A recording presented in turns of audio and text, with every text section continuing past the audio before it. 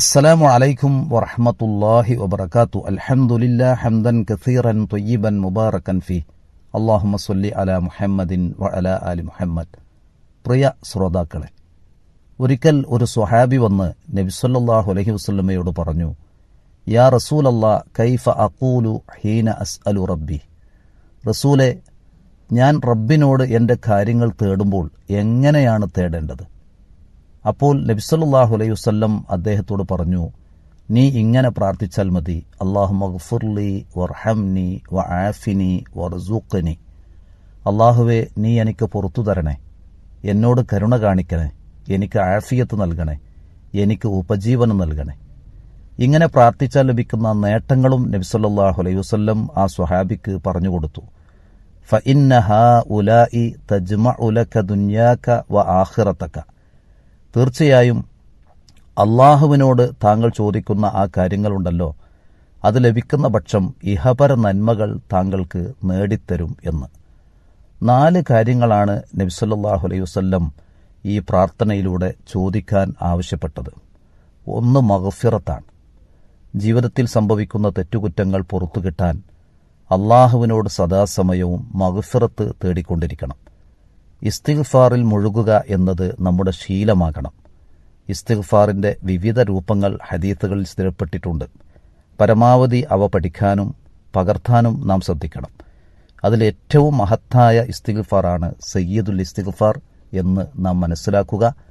സയ്യിദുൽ ഇസ്തിഗ്ഫാർ ഓരോ പ്രഭാതത്തിലും പ്രദോഷത്തിലും ചൊല്ലാൻ നാം ശീലമാക്കുക.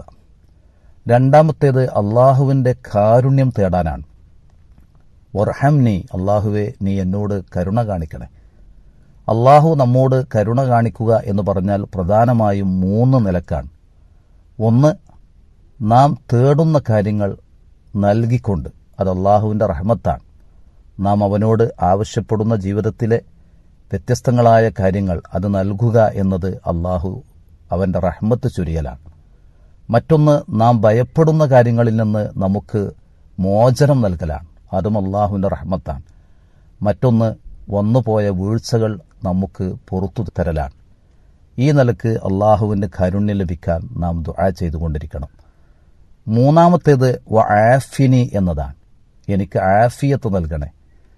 ആഫിയത്ത് എന്നാൽ നമ്മുടെ ജീവിതത്തിൽ അള്ളാഹു കനിയുന്ന എല്ലാ അനുഗ്രഹങ്ങളെയും ഉൾക്കൊള്ളുന്ന വാക്കാണ്.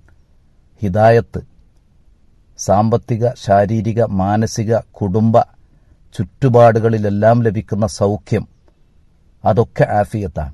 മരണശേഷം ഖബറിലും പാരത്രിക ജീവിതത്തിലും ലഭിക്കുന്ന നേട്ടങ്ങൾ ഉൾക്കൊള്ളുന്ന പദമാണ് ആഫിയത്ത്.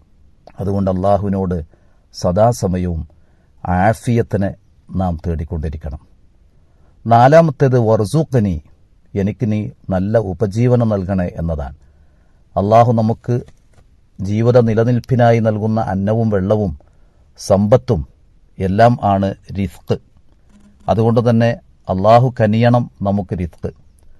ആ റിസ്ക് ലഭിക്കുന്നതോടൊപ്പം തന്നെ ലഭിച്ച റിസ്കിൽ ബറക്കത്ത് നേടിയെടുക്കാനും നമുക്ക് സാധിക്കണം. അതെല്ലാം നൽകാൻ അള്ളാഹുവിന് മാത്രമേ കഴിയുകയുള്ളൂ. അതുകൊണ്ട് നമ്മുടെ ജീവിതത്തിൽ ഇതുപോലുള്ള പ്രാർത്ഥനകൾ നാം ശീലമാക്കുക. നമ്മുടെ ജീവിതത്തിൽ ലഭിക്കേണ്ട 4 കാര്യങ്ങൾ തേടിക്കൊണ്ടാണ് ഈ പ്രാർത്ഥന. അല്ലാഹുമ്മഗ്ഫിർലി വർഹംനി വആഫിനി വർസുഖ്നി. അള്ളാഹു നമ്മുടെ പ്രാർത്ഥന സ്വീകരിക്കുമാറാവട്ടെ. അസ്സലാമു അലൈക്കും വറഹ്മത്തുള്ളാഹി.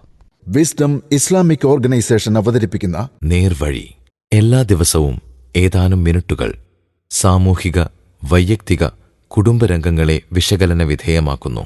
അറിയുക, അറിയിക്കുക. നേർവഴി. Peace Radio. Tune to reality.